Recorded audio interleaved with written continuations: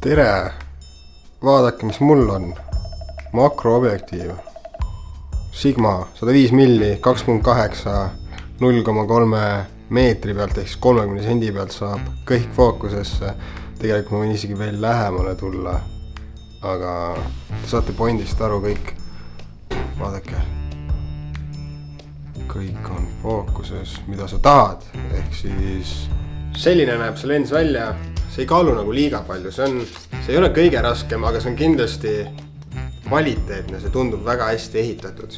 Ava saab objektiivi pealt ise muuta.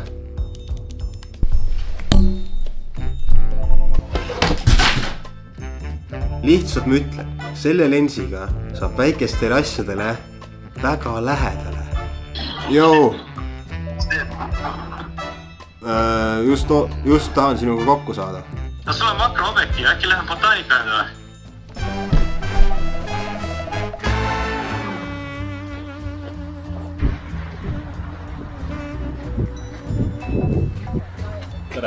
Tere! Mul on väga hea meel, et Silval tuli meelde, et meil on ju siin botaanika aed. Muidugi.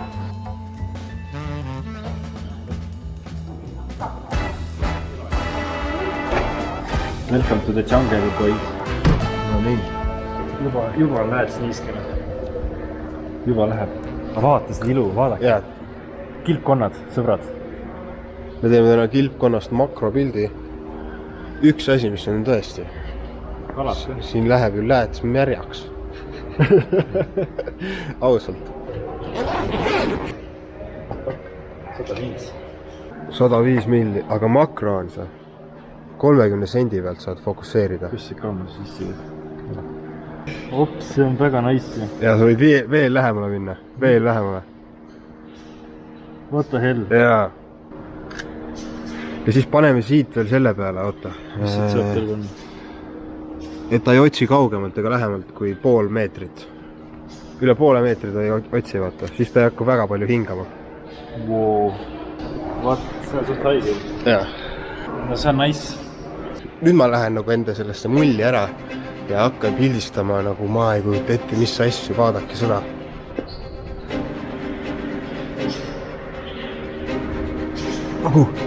Vaadake, see on see, mis ju sööb neid kärbseid.